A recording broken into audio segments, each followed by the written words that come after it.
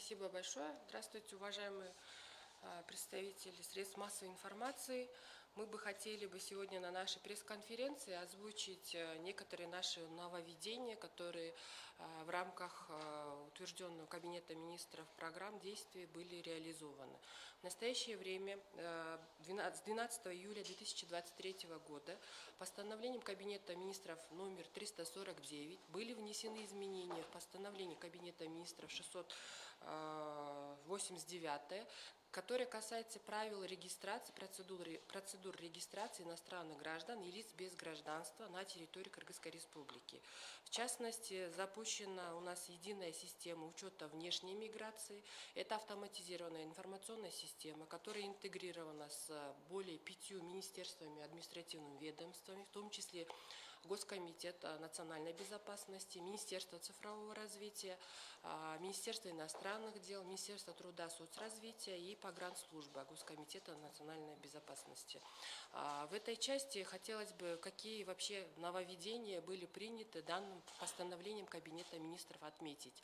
В частности, впервые на просторах СНГ Кыргызстан выступает инициатором онлайн-регистрации иностранных граждан.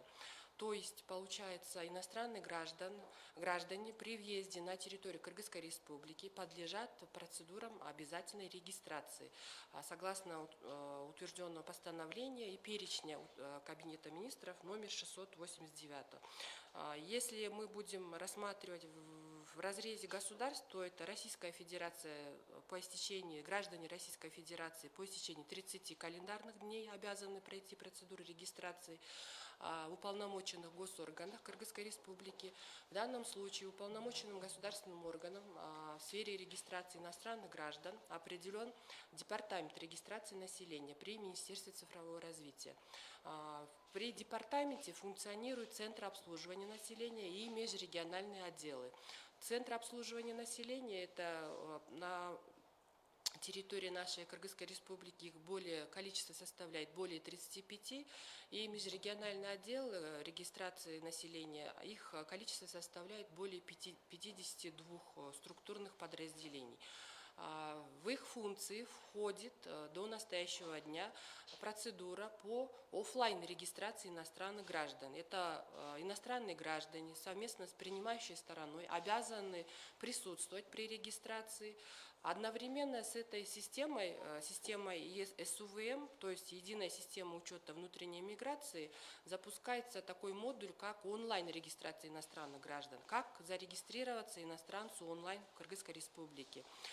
Пошагово это выглядит следующим образом. На сайте erec.gov.kg может зайти не сам иностранный гражданин, я обращаю ваше внимание, потому что у нас в этой части принимающая сторона обязана подать заявление для регистрации иностранного гражданина. То есть, получается, это гражданин Кыргызской Республики, либо иностранный гражданин, который имеет в собственности жилое или нежилое помещение, разрешается данным постановлением Кабинета министров, теперь разрешается уже регистрация в таких нежилых помещениях, как гостиницы, хостелы, общежития для студентов учебных заведений иностранных граждан, пребывающих на территории Кыргызской Республики. И по итогам чего гражданин Кыргызской Республики, заходя на этот сайт, имеет возможность после авторизации в личном кабинете. Процедура авторизации достаточно легкая, она несложная. Нужно ввести свой персональный идентификационный номер, персональные свои данные, внести адрес электронной почты, указать свои контактные данные и подать по авторизации уже заявку. Заявка по итогам нашей пресс-конференции, те представители средств массовой информации, которые захотят уже сами убедиться в процедуре этой онлайн-регистрации, могут проехать с нашими представителями Министерства цифрового развития на площадку Центра обслуживания населения, и там уже на месте могут детально убедиться, что это очень легко, доступно и несложно. Также хотела бы отметить то, что совместно с Госкомитетом национальной безопасности данная система позволяет в первую очередь предусмотреть процедуры безопасности пребывания иностранных граждан, учет, контроль процедуры внешней миграции. То есть, получается, с момента самого заезда на территорию Кыргызской Республики на пункте погранпропуска фиксируется фото изображения данного иностранного гражданина. Дальше получается его идентификация в системе при онлайн-регистрации фото сопоставляется с тем фото, которое было зафиксировано при пересечении границы данным иностранным гражданином. Это что, какие гарантии, это вы, наверное, сами понимаете, что это процедуры безопасности, да, в первую очередь, идентификация личности, и в дальнейшем процесс вообще регистрации исключает какие-то возможные коррупционные проявления. В первую очередь хотелось бы отметить то, что есть, к сожалению, есть такие факты. Правоохранительные органы, уполномоченные органы в этой части проводят соответствующую работу.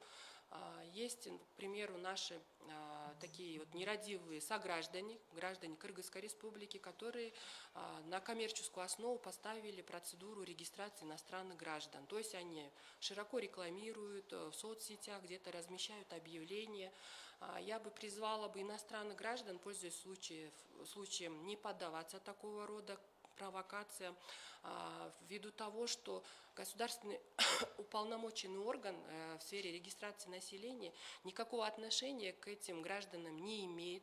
Те платежи, которые они требуют за регистрацию иностранных граждан в размере от 1500 до 2000 сом, это уже личная инициатива со самих принимающих этих граждан. То есть государство настолько уже упростило, минимизировало все эти процедуры, связанные с регистрацией иностранцев, и поставило это в открытый формат для того, чтобы в первую очередь исключить коррупционные составляющие в этой сфере. Во вторую очередь это уже доступность этой услуги повысилась, потому что у нас онлайн-регистрация наряду с офлайн-регистрацией работает. То есть тот гражданин иностранный, который желает продлить регистрацию, либо сделать регистрацию свою по старым, скажем так, способам, то есть в офлайн формате, он может также обратиться в Центр обслуживания населения. Если же у него нет такой возможности, нет желания находиться в ЦОНе, долгое время, получается, ожидать в очереди, хотя у нас сейчас в этой части тоже электронное мобильное приложение работает, можно скачать на свой мобильный телефон приложение Early One, записаться заранее на прием в ЦОН и уже использовать вот эту функцию, услугу, то есть без долгого ожидания за минут 15-20 подойти в ЦОН, получить требуемую услугу. К сожалению, данная услуга работает только у нас сейчас в пилотном формате по городу Бишкек и по городу Ош. То есть, получается, мы хотим перейти на масштабы нашей республики в самое ближайшее время после того, как протестим это приложение. Также, уважаемые коллеги, представители средств массовой информации, хотелось бы обратить ваше внимание на то, что какие платежи вообще предусмотрены, чтобы наши иностранные граждане при посещении и при регистрации уже знали, сколько нужно заплатить государству за данную процедуру, за данную услугу. У нас здесь присутствуют представители банковской сферы, которые могут пояснить по комиссионным сборам, но госпошлина за регистрацию иностранных граждан составляет всего 100 сом. 100 сом – это совсем мизерная часть, мне кажется, это возможно для того, чтобы развивать туризм. И в этой части я могу привести следующие статистические данные. К примеру, за 2022 год и за 2023 год, за 6 месяцев, сколько вообще иностранных граждан было зарегистрировано на территории Кыргызской Республики. Вот за 2022 год у нас статистика составляет 297 тысяч, более 297 тысяч иностранных граждан за 6 месяцев прошлого года были зарегистрированы. За этот год их количество увеличилось, составляет более 330 тысяч иностранных граждан. Конечно, подавляющее большинство это граждане наших соседних стран, Российской Федерации, Казахстана, Таджикистана, Узбекистана. Страны дальнего зарубежья также были представлены. И данным постановлением еще хотелось бы обратить ваше внимание на то, что регулируется регистрация лиц без гражданства. Кто такое лицо без гражданства? Это лицо, которое не имеет отношения, доказательства того, что он является гражданином какой-либо страны. Ему выдаются соответствующие проездные документы, имеется возможность пересечения страны, заезда, выезда, и на основании этих проездных документов они могут посещать также Кыргызскую республику при необходимости. У нас по статистике выдачи свидетельств лицам без гражданства могу сказать то, что за 6 месяцев этого года их количество составило всего 44 случая. То есть их очень мало, они очень в этой части мало подаются. И насколько нам известно, по статистике Кыргызстан является страной, которая максимально решила проблему с лицами без гражданства в этой части. Также хотелось бы обратить ваше внимание, то, что какие сроки установлены для регистрации иностранных граждан. К примеру, если человек заезжает в Кыргызскую республику, это возьмем за основу, давайте, допустим, возьмем Российскую Федерацию, то есть это 30 календарных дней дается иностранному гражданину для того, чтобы он мог беспрепятственно находиться на территории Кыргызской республики. По истечении 30 календарных дней данный иностранный гражданин подлежит регистрации в уполномоченном органе. То есть иностранные граждане не должны ожидать конца уже вот этого срока пребывания, а преждевременно, заранее зная, что на процедуру подачи документов, даже в онлайн-формате, требуется, к примеру, 24 часа на обработку его заявления. То есть, получается, если у него там наступает 29-й день, он должен условно уже обеспокоиться тем, что его пребывание будет уже на территории Кыргызской республики незаконным, он должен будет потом оплатить большие штрафы. В этой части должен, получается, заранее предусмотреть и решить этот вопрос и подать совместно с принимающей стороной заявление в онлайн-формате. Вот вкратце, если у вас будут какие-то вопросы, я готова ответить. Давайте сначала слово предоставим Аксату Абдыкадыровне. Давай. Есть что добавить? Спасибо. А потом перейдем уже к вопросам-ответам. Да? Отлично, хорошо, спасибо. Спасибо большое за слово и за сегодняшнюю пресс-конференцию, за интерес в сфере туризма и цифровизации. В контексте того, что в настоящее время вопросы цифровизации очень актуальны в нашей стране, введение онлайн-регистрации является актуальным и своевременным. И эти сигналы о том, что нужно все-таки в конечном итоге упрощать так называемые туристские формальности, мы пришли к тому, что с прошлого года, создав Национальный совет по туризму, мы предложили эту меру как одну из стимулирующих и которая предоставляет более комфортные условия пребывания для иностранных граждан. С точки зрения туристического сектора, конечно же, это облегчает пребывание иностранных граждан в нашей стране. И ранее, если возникали различные вопросы, как это делается, куда надо идти, возникали различные непонимания, то с этого года, благодаря нашей усиленной совместной работе с коллегами, теперь у каждого туриста есть возможность зарегистрировать себя по месту пребывания онлайн.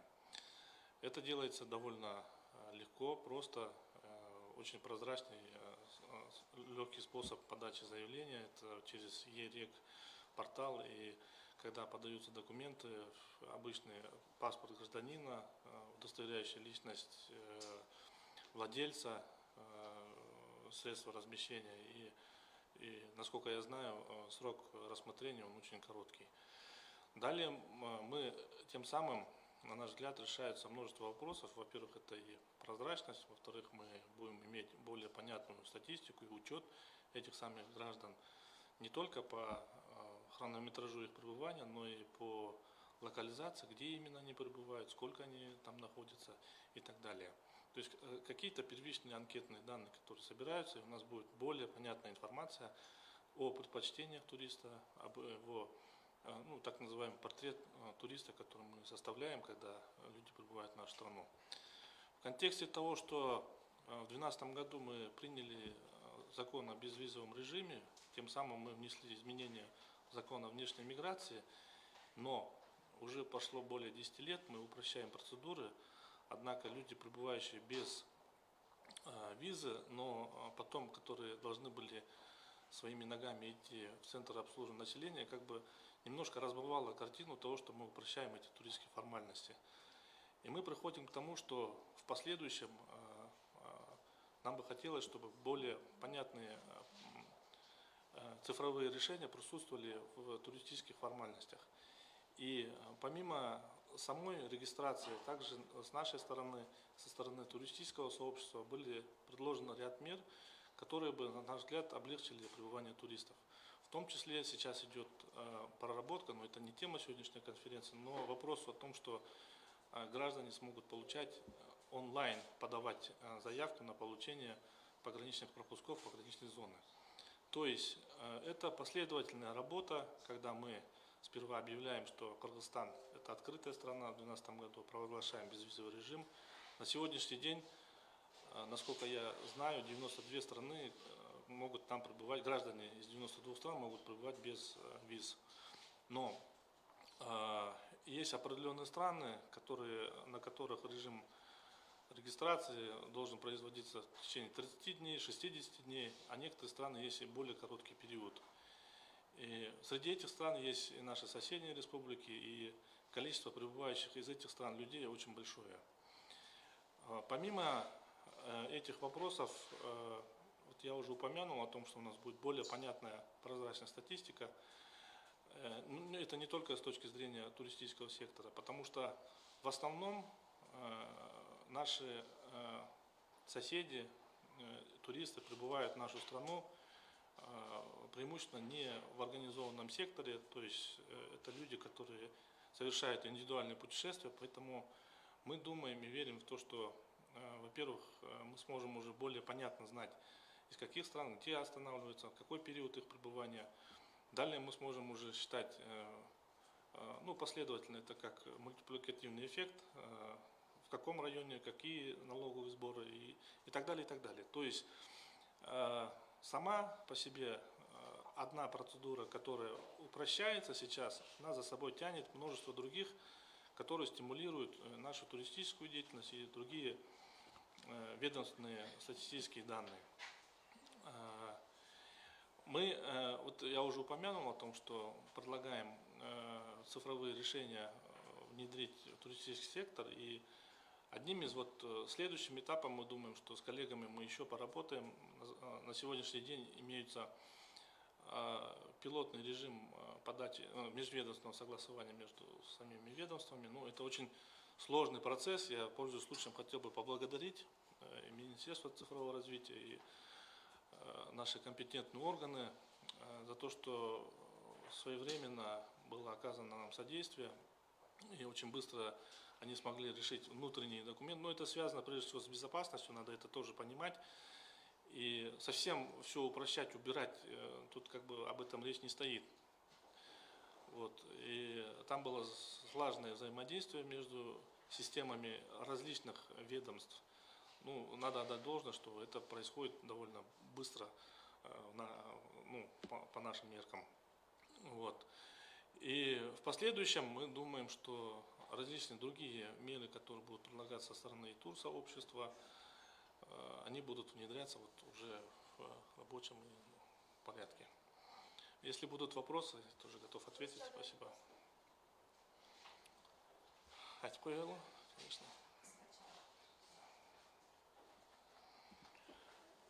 Ушул 2023 жылдан баштап, июль айынан баштап, азыркы учурда чет элден келген жарандардын онлайн каттоосу Кыргызстанда киргизилип жатат.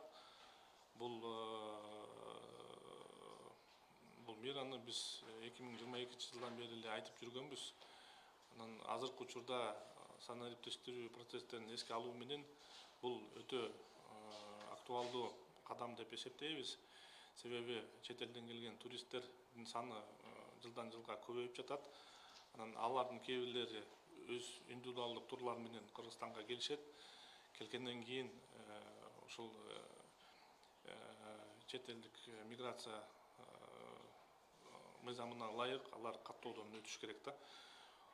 Мурда өздөрү барып, соңго барып, ар кандай кыймыл аракеттерди кылып каттоодон өтсө, эми бул процедура кескин оңойлоштуруп жатат. Себеби үйдүн ээси же мейманкананын ээси менен чогуу келген кардар турист өздөрү эле онлайн интернет аркылуу порталга өздөрүнүн заявкаларын таштаса болот. Кийин ал заявкасы каралып, ылдам түрдө ушу каттоодон өтүшөт да. Анан бул жөн эле туристтик чөйрөгө жакшы үлгү болду дегенден дагы алыспыз. Себеби мындан башка ар кандай ведомстволук статистика дагы жакшырат деген ойдобуз да. Анан ар бир келген чет элден келген жарандар кайсы жерде канча мүнөттө тургарын, алардын предпочтенияларын, каалоолорун биз карап анализдеп, тарыздесек болот дагы. Эми бул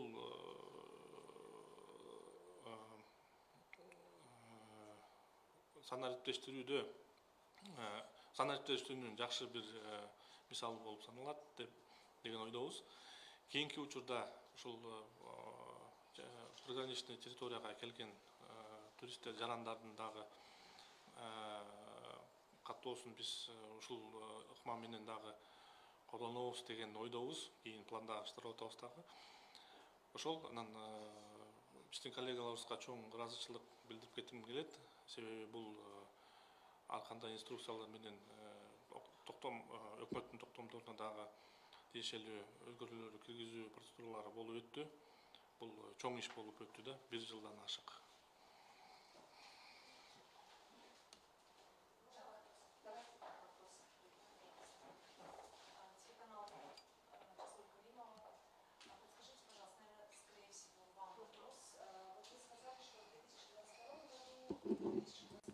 Более 930 тысяч иностранцев зарегистрированы. Можно обозначить их портрет? Это те люди, которые чаще всего хотят здесь работать, если это жители Казахстана, Таджикистана и Узбекистана. Портрет, вот этого человека, да, примерно кто это и так далее. И так как мы хотим развивать туризм, это, наверное, второй вопрос, то нуждаются в этих онлайн-регистрациях люди, скорее всего, те, которые альпинизмом хотят заниматься, потому что они чуть подольше, да, здесь будут. Вот для каких стран вот эта онлайн-регистрация, она более вот сейчас будет, удобна, да, может быть, граждане Азербайджана, которые 15 дней только могут, да, здесь пребывать, вот сейчас они хотят развивать бизнес. Примерно хотя бы обозначить те страны, которым бы, было бы выгодно, да, по дням. Спасибо за вопрос. По своей части я могу сказать следующее, то что согласно статистике, подавляющее большинство иностранных граждан – это те граждане, которые имеют еще и иное гражданство. Как вы знаете, у нас на территории Кыргызской Республики нет системы двойного гражданства, как многие подразумевают. Иное гражданство – это тогда, когда у нашего гражданина Кыргызской Республики, наряду с его гражданством имеется еще дополнительно иное гражданство, которое не запрещено согласно нормам нашего законодательства.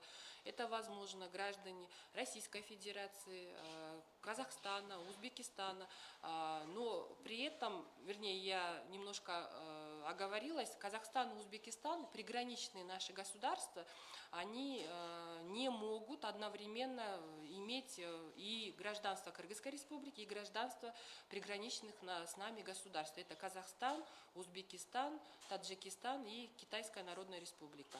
Поэтому в этой части статистика мы посмотрели, изучили. В основном это, конечно, те граждане, которые прибывают на территорию Кыргызской Республики в порядке трудовой миграции, то есть это получается на основании долгосрочного пребывания, продлевается у них регистрация.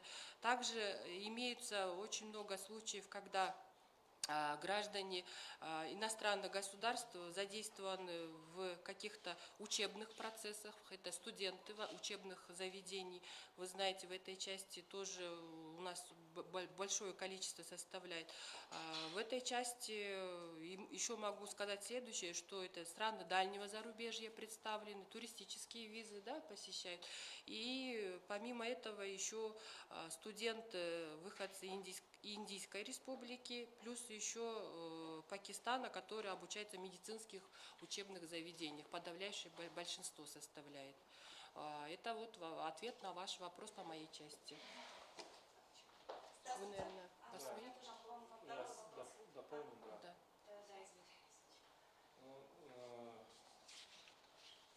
Знаете, любое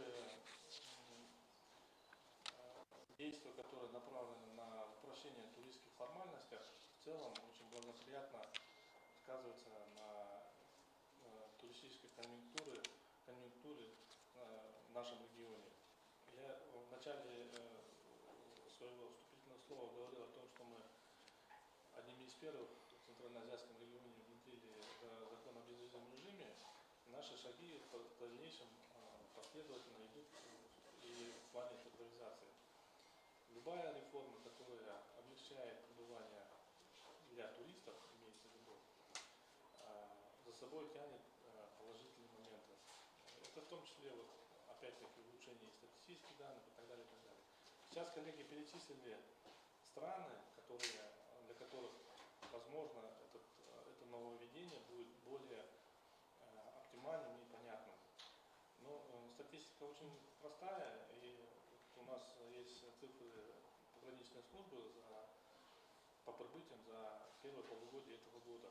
И если на нее смотреть, самое много иностранных граждан к нам прибывает из нашей соседней республики Узбекистана и Казахстана. Если суммировать, это более 3,5 миллионов человек, тех людей, которые заехали по целям туризм, служебная поездка и частная. Это 3 цели въезда. Не считая ПМЖ, не считая тех, кто приехал по рабочей визе, не считая тех, кто приехал по учебной визе, по учебным целям. Вот топ-3 страна у нас получается граждане из Российской Федерации. Ну и далее уже дальнее зарубежье, Турция, Индия, Германия. И для граждан некоторых этих стран действуют отдельные сроки регистрации, которые регулируются или двусторонними соглашениями, или же в рамках ЕАЭС и других интеграционных организаций. Для каждой страны разный срок, но мы думаем, что в целом, несмотря на то, что на кого адресован или на каких граждан, все равно в целом это будет очень положительно сказываться на туристической привлекательности нашей страны. Да, наиболее долго пребывают в нашей стране очень специфичный и штучный товар, который называется адвенчер, приключенческий, там больше, наверное, альпинисты и трекеры, которые ходят по горам. Но там надо понимать специфику, эти люди прибывают и находятся на так называемом не инкубационном, но у них период адаптации к климату и так далее. То есть поэтапное восхождение по различным высотам и пребывание в базовых лагерях требует наличия более длительного времени их пребывания в нашей стране. Но, как правило, это и выходцы из СНГ, и выходцы из дальнего зарубежья. Вопрос состоял в том, что у нас же есть регистрация на различные периоды, то есть когда мы регистрируем на 2 месяца и когда на полгода. Включает ли онлайн-регистрация возможность регистрировать на полгода, особенно тех граждан, которые пребывают на долгое время?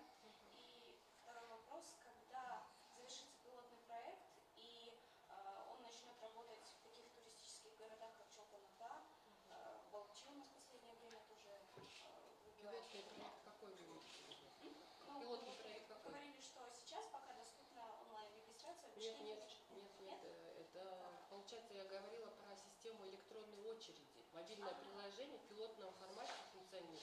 А система онлайн-регистрации, она доступна на территории Кыргызской республики.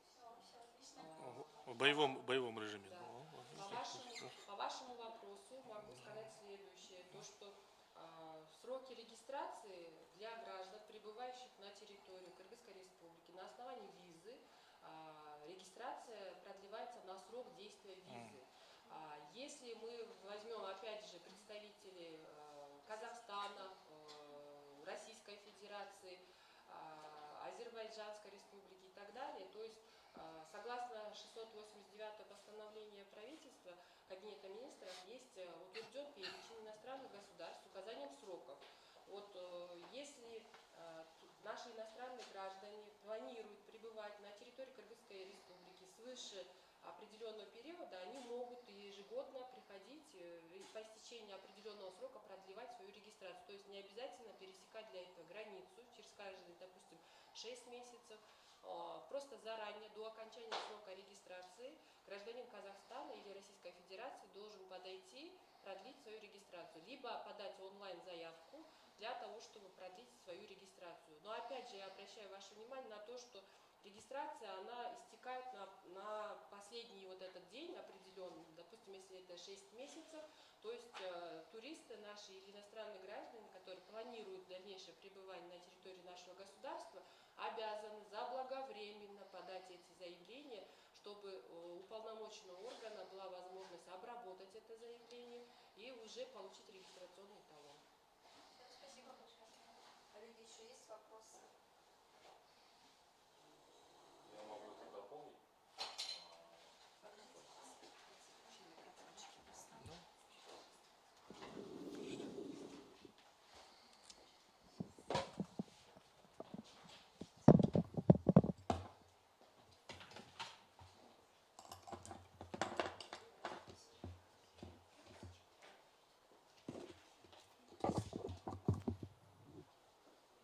Здравствуйте, уважаемые участники пресс-конференции. Я могу дополнить, что в целях исключения коррупционных проявлений Министерства ведомства Кыргызской Республики на платформе СУМ были реализованы электронная виза, государственного проекта, да, электронная виза, электронное разрешение на работу, онлайн-регистрация иностранных граждан и цифровой кочевник. Вот, хотел дополнить. Все, коллеги, если вопросов на этом нет, позвольте закончить нашу пресс-конференцию. Спасибо. Всем Спасибо большое. большое.